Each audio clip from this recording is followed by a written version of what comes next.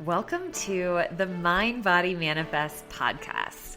I'm your host, Laura Gilly, certified mindset and manifestation coach, yoga and meditation teacher, and wellness retreat leader.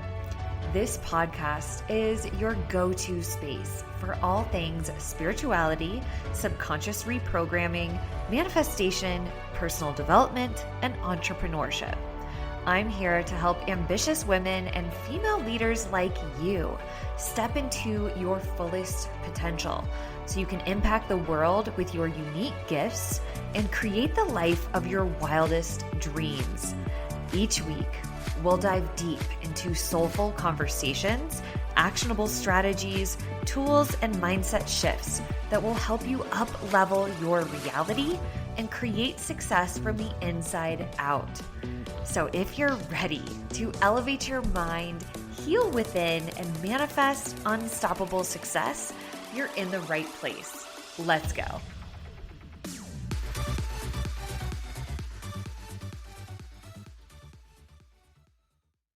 Welcome back to the Mind Body Manifest podcast. I am your host, Laura, and I'm so excited about this episode today because today we're talking about something that I think most people really avoid, but it's honestly one of the most important keys to quantum leaping your reality, and that is choosing discomfort on purpose, leaping into the unknown, surrendering and trusting the universe, trusting your intuition, even when your fear is screaming louder. And just allowing yourself to be vulnerable enough to expand. Because I have learned this over and over in my life that your discomfort will always mirror your level of growth. So if you're not willing to get uncomfortable, you're not really willing to grow. That's how we learn and grow and evolve and expand, is through being uncomfortable. Change is uncomfortable because it's usually something new. It's something we haven't experienced before. And that really requires you to be uncomfortable, to approach things from the sense of being a beginner. Change usually brings new beginnings, new things, and that requires us to sometimes start over or start with a beginner's mindset. And that can be so scary sometimes. It can be so hard to be uncomfortable. And the more you can practice finding some sort of comfort in being uncomfortable, the easier it's going to be to face those challenges, to leap into the unknown, to face change, to grow, and to evolve. So that's what we're talking about today inside of this episode. And if you've been on the edge of growth, of change, maybe you're navigating a big life change right now, this episode is for you. I want you to know that this is your little nudge that you need to start trusting yourself to be in that space, that it's okay to be uncomfortable, and that leaning in to that discomfort is what's going to help you the most. Okay, so let's dive in. Now, let's be real. Comfort really is kind of sneaky because most people say that they want to manifest their dream life, their big vision, their life goals. They want to call in the next level success, the love of their lives. They want to manifest millions of dollars and more freedom. But then they end up making all of their decisions from their comfort zone. They live in the same city that they grew up in. They have the same circle of friends that they've always been friends with. They are going to the same job and they have the same exact schedule every single day. Or they just have the same stories that they're telling themselves, playing on repeat in their mind over and over and over again. And the truth is that you can't build a new reality. You cannot manifest or create a new reality from the same energy that created the old one, from the one that you're in now, which means that you have to stretch, that you have to get uncomfortable. Okay. So let me give you some real life examples from my own life because I have faced this so many times. I feel like I've navigated change a lot. And I'm probably going to go off on some tangents here, but we're just going to go with it. So, for example, I have moved cities so many times. I've probably lived only in one place no longer than 3 to 5 years. Every 3 to 5 years, I move around. So from college, I went to Florida State. Afterwards, I moved to San Diego, was living there for about 3 years. Then I moved to Denver. From San Diego to Denver, lived there for maybe 4 years. From Denver, I moved to LA, lived there for 5 years, then back to Florida for 3 years. And I just moved to Denver about a year ago with my husband and our son. And every time I've moved has been a massive leap into the unknown because I didn't always have a plan. I didn't always know people or have a job set up. I've had to start fresh many times. But every time I did this, my confidence grew. I got more clarity and more capacity to expand. When I moved to San Diego, right after college, I had no job. I think I moved there with just enough money to get by for like a month or two. And I decided I'm just going to find a job when I get there. And I did. It lit a fire under my ass because I didn't have a plan B. I had a place to live with some friends, but I had no plan. I had no job set up. And that was probably one of the best decisions I've ever made. I found a hostess job. One guy that I met there introduced me to all of these other people. I made bunches of friends just from that one connection. One girl ended up being one of my best friends and a bridesmaid in my wedding that I met from the guy that worked at that restaurant. And the same has been true for every place I've moved. When I moved to LA, I moved there with my boyfriend at the time. I've probably talked about this on the podcast before. We broke up basically as soon as we got there, and I didn't know anyone in LA. I had friends still in San Diego. I had friends in Denver where I had moved there from. My job transferred me from Denver to LA.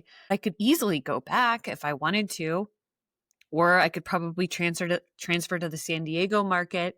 I had options that would have felt more safe or easier, more comfortable because I didn't know anyone in LA, but there was something within me that told me to stay, even though it was uncomfortable.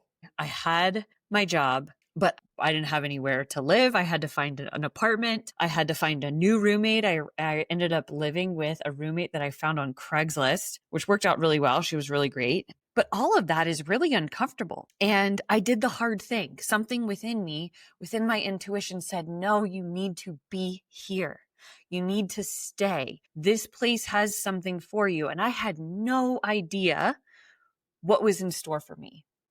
I had no real plan for being in LA, but being in LA was the place where my entire life changed. It's where I had my spiritual awakening. It's where I met more girlfriends that became bridesmaids, just meeting them so randomly. One of my friends I met waiting in line for the bathroom at a bar in LA. And it's where I met my husband. And LA will forever be one of my favorite places. And that will be one of my favorite decisions I've ever made for myself, was trusting my intuition to stay when it was uncomfortable, to stay when there was no plan, to stay when so much was unknown, but something within me told me to stay, and I did. And I'm telling you this because you're going to face decisions where the question is, do I do what's comfortable, or do I face my fears and face the unknown? And every time I've done that, it's been the best decision I've ever made.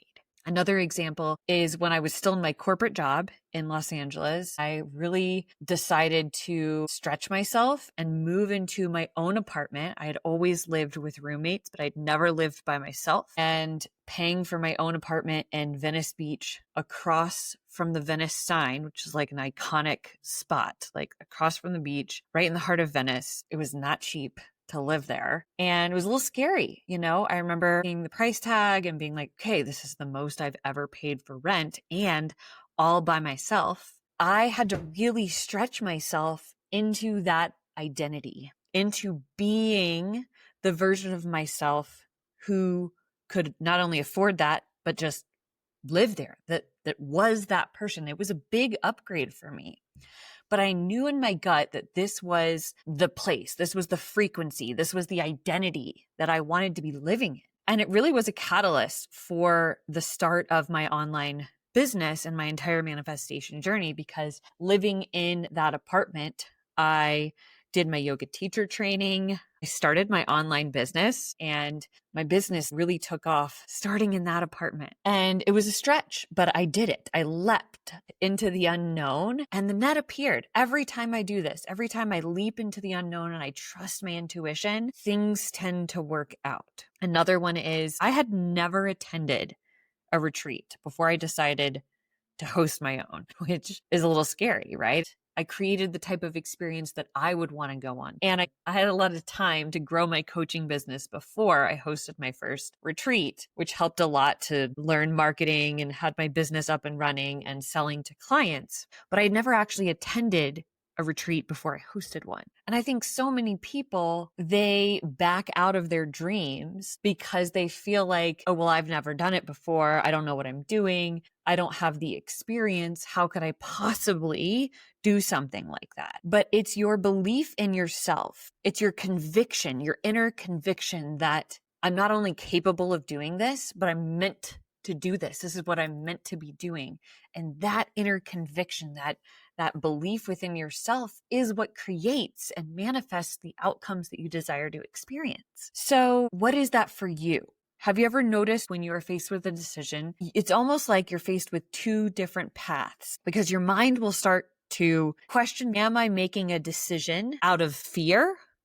Or am I following my intuition? So how do you know the difference between whether you're following your intuition or following your fear? And the simplest way that I can describe this is that fear tends to feel very constrictive. It feels frantic, like I have to figure this all out right now. It's rooted in survival.